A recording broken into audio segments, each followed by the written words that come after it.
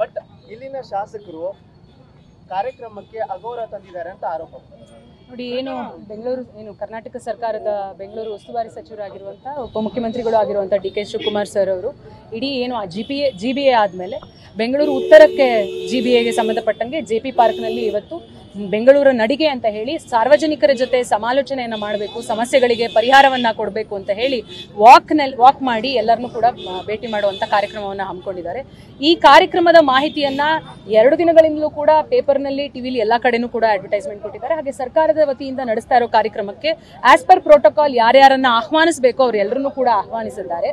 So ಇವತ್ತು ಈ ಕಾರ್ಯಕ್ರಮಕ್ಕೆ ಜನಗಳ ಸಮಸ್ಯೆಯನ್ನ ಬಗೆಹರಿಸುವಂತ ಕಾರ್ಯಕ್ರಮದಲ್ಲಿ ಈ ಕ್ಷೇತ್ರದ ಜನಪ್ರತಿನಿಧಿಗಳು ಬಂದು ಒಂದ್ ರೀತಿ ಈ ಕಾರ್ಯಕ್ರಮವನ್ನ ಹಾಳು ಮಾಡಬೇಕು ಅನ್ನೋ ದುರುದ್ದೇಶದಿಂದ ವಿಪರೀತವಾಗಿ ಜನಗಳಲ್ಲಿ ಕಾದು ಕೂತಿರೋ ಜನಸಾಮಾನ್ಯರು ಅವರ ಸಮಸ್ಯೆಗಳನ್ನ ಹೇಳಬೇಕು ಅಂತ ಬಂದಿದ್ದಂತ ಜನಸಾಮಾನ್ಯರಿಗೆ ಅಗೌರವ ತರುವ ರೀತಿಯಲ್ಲಿ, ಅವಮಾನ ಮಾಡೋ ರೀತಿಯಲ್ಲಿ ಇವತ್ತು ವರ್ತಿಸಿದ್ದಾರೆ. ಇದು ಬಹಳ ಖಂಡನೀಯ.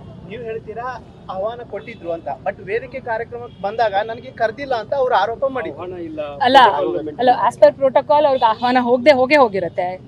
ಪ್ರಜಾಪ್ರಭುತ್ವದಲ್ಲಿ ಶಾಸಕರಿಗೆ ಕೊಡ್ಬೇಕಾಗದಂತ ಗೌರವವನ್ನ ಯಾರು ಕೊಡ್ಲೇಬೇಕಾಗತ್ತೆ. ಅದನ್ನ ಯಾರು ಕೂಡ ಅಲ್ಲಗಳಿಕ್ ಸಾಧ್ಯ ಇಲ್ಲ. ಇವತ್ತು ಆಹ್ವಾನ ಬಂದಿದ್ರು, ದುರುದ್ದೇಶದಿಂದ ಇಲ್ಲಿ ನಾನು ಕರೆದಿಲ್ಲ ಅಂತ ಹೇಳಿ ಒಂದು ಗಲಾಟೆಯನ್ನ ಮಾಡಬೇಕು, ಒಂದ್ ರೀತಿ ಒಂದು ಎಲ್ರಿಗೂ ಅವಮಾನವನ್ನ ಮಾಡಬೇಕು ಅಂತ ಹೇಳಿ ಬಂದು ಆರೋಪವನ್ನು ಅವ್ರು ಹೇಳ್ತಾರೆ, ಸುಳ್ಳು ಹೇಳ್ತಿರ್ತಾರೆ.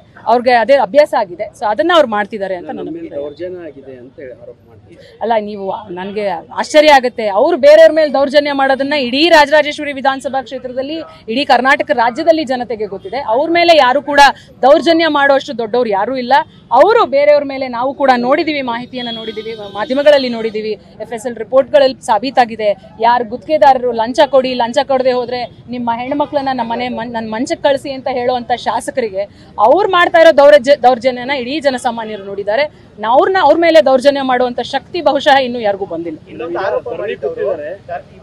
ಆರೋಪ ಮಾಡಿದ್ದು ಒಬ್ಬ ಶಾಸಕರಿಗೆ ಕೊಡುವಂತಹ ಗೌರವ ಕೊಟ್ಟಿಲ್ಲ, ಮತ್ತೆ ಕನಕಪುರ ಮತ್ತೆ ರಾಮನಗರದಿಂದ ಹೊಡೆಸೋಕೋಸ್ಕರನೇ ಇದು ಕರೆಸಿದ್ದಾರೆ ಅಂತ ಇವಾಗ ಆರೋಪ ಮಾಡ್ತೀವಿ. ಬಹಳ ಅವ್ರಿಗೇನಂತ ಅಂದ್ರೆ 15 ವರ್ಷದಿಂದ ಶಾಸಕರಾಗಿದ್ದಾರೆ. ಯಾರು ಈ ಅರಿವಿಲ್ಲ ಅಂತಂದ್ರೆ ಅದು ನಾವೇನು ಮಾಡೋದಕ್ಕಾಗೋದಿಲ್ಲ. ಅಷ್ಟೊಂದು ಪ್ರಾಮುಖ್ಯತೆಯನ್ನ ಯಾರು ಕೂಡ ಅವ್ರಿಗೆ ಹೊಡಿಬೇಕು ಅನ್ನೋದು, ಅವರೊಬ್ರು ಶಾಸಕರಿದ್ದಾರೆ, ಜನಸಾಮಾನ್ಯರ ಸಮಸ್ಯೆಗಳನ್ನ ಕೇಳಿಸ್ಕೋಬೇಕು. ಒಂದು ಅಧಿಕಾರಿಗಳೆಲ್ಲರೂ ಬಂದಿದ್ದಾರೆ, ಸಮಸ್ಯೆಗಳಿದಾವೆ, ಅವರೇ ಕಣ್ಣಾರೆ ತೋರಿಸಿದ್ದಾರೆ. ಉಪಮುಖ್ಯಮಂತ್ರಿಗಳಿಗೆ, ಬೆಂಗಳೂರು ಉಸ್ತುವಾರಿ ಸಚಿವರಿಗೆ ಎಲ್ಲವೂ ಕೂಡ JP ಪಾರ್ಕ್ನಲ್ಲಿ ಆಗಿರುವಂತ ಏನು ಕಳಪೆ ಕಾಮಗಾರಿ ಇರ್ಬೋದು, ಅಷ್ಟು ವರ್ಷಗಳಿಂದ ನೆನೆಗುದಿಗೆ ಬಿದ್ದಿರುವಂತಹ ಕಾಮಗಾರಿಗಳಿರ್ಬೋದು, ಅದನ್ನ ಜನಸಾಮಾನ್ಯರು ಉಪಮುಖ್ಯಮಂತ್ರಿಗಳಿಗೆ ತೋರಿಸಿದ್ದಾರೆ. ಸೊ ಇವತ್ತು ಅವ್ರಿಗೊಂದು ಅವಕಾಶ ಇತ್ತು, ಎಲ್ಲ ಅಧಿಕಾರಿಗಳು ಇದ್ರು, ಅದನ್ನ ಅಲ್ಲೇ ಬಂದು ಕೂತ್ಕೊಂಡು ಜನಸಾಮಾನ್ಯರು ಸಮಸ್ಯೆ ಹೇಳ್ತಾ ಇದ್ದಾರೆ, ಬಗೆಹರಿಸಿ, ನನ್ನ ಕ್ಷೇತ್ರದಲ್ಲಿ ಈ ಉದ್ಯಾನವನ ಇದೆ, ಇದನ್ನ ಬಗೆಹರಿಸಿ ಅಂತ ಅವ್ರು ಹೇಳ್ಬೋದಿತ್ತು. ಅದನ್ನ ಮಾಡೋದು ಬಿಟ್ಟು ಒಂದು ರೀತಿ ಅರಾಜಕತೆಯನ್ನ ಸೃಷ್ಟಿ ಮಾಡಬೇಕು ಅಂತ ಹೇಳಿ ಎಲ್ಲ ಕೂಡ ಅವರು ಬಂದು ಪ್ಲಾನ್ಡ್ ಆಗಿ ದುರುದ್ದೇಶ ಪೂರಿತವಾಗಿ ಬಂದು ಇವತ್ತು ಸಮಸ್ಯೆಯನ್ನ ಕ್ರಿಯೇಟ್ ಮಾಡಿ. ಇನ್ನೊಂದು ಆರೋಪ ಮಾಡ್ತಿರೋದು, ಇದೊಂದು ಸರ್ಕಾರಿ ಕಾರ್ಯಕ್ರಮ, ಬಟ್ ವೈಯಕ್ತಿಕ ಪ್ರಚಾರಕ್ಕಾಗಿ ಕಾರ್ಯಕ್ರಮ ಮಾಡ್ತಿದ್ದಾರೆ ಅಂತ ಅವ್ರು ಆರೋಪ ಮಾಡಿದ್ರು. ಅಲ್ಲ, ಇಲ್ಲಿ ವೈಯಕ್ತಿಕ ಪ್ರಚಾರ ಏನಾಯ್ತು? ಬೆಂಗಳೂರು ಉಸ್ತುವಾರಿ ಸಚಿವರಿದ್ದಾರೆ, ಬಂದು ಉದ್ಯಾನವನಗಳಲ್ಲಿ ಬೆಂಗಳೂರು ನಾಗರಿಕರ ಸಮಸ್ಯೆಗಳಿಗೆ ಹೋಗಿ ಸ್ಪಂದಿಸಿದ್ರೆ ಅದು ವೈಯಕ್ತಿಕವಾಗಿ ಎಲ್ಲಾಯ್ತು? ಇದು ಸರ್ಕಾರದ ಮಂತ್ರಿಯಾಗಿ, ಬೆಂಗಳೂರು ಉಸ್ತುವಾರಿ ಸಚಿವರಾಗಿ, ಇಡೀ GBA ಕಾರ್ಪೊರೇಷನ್ಸ್ಗಳಾಗಿ, ಆ ಕಾರ್ಪೊರೇಷನ್ ಅಲ್ಲಿ ಪ್ರತಿ ಸ್ಯಾಟರ್ಡೆ ಸಂಡೇ ಬೆಳಗ್ಗೆ 7 ಗಂಟೆಗೆ ಬಂದು 7 ರಿಂದ 10 ಜನಸಾಮಾನ್ಯರ ಜೊತೆ ಸ್ಪಂದಿಸಿ ಅವರ ಸಮಸ್ಯೆಗಳನ್ನ ಬಗೆಹರಿಸಬೇಕಾಗಿರುವಂತ ಕೆಲಸವನ್ನ ಇವತ್ತು ಮಂತ್ರಿಗಳು ಮಾಡ್ತಾ ಇದ್ದಾರೆ. ಅಲ್ಲಿ ವೈಯಕ್ತಿಕವಾಗಿರುವಂತ ಹೆಸರು ಎಲ್ಲಿಂದ ಬರುತ್ತೆ? ಅಲ್ಲ, ಇದು ಅಲ್ಲ, ನೀವು ಮಾಧ್ಯಮದವರು ಅಲ್ಲೇ ಇದ್ರಿ, ನಿಮ್ಮ ಹತ್ರ ಎಲ್ಲ ಫುಟೇಜ್ ಇರುತ್ತೆ. ಸೊ ಅವರು ಸುಳ್ಳು ಹೇಳೋದ್ರಲ್ಲಿ PhD ಮಾಡಿದ್ದಾರೆ, ಬೇರೆದ್ರಲ್ಲಿ PhD ಆಗಿದ್ಯೋ ಇಲ್ವೋ ಗೊತ್ತಿಲ್ಲ.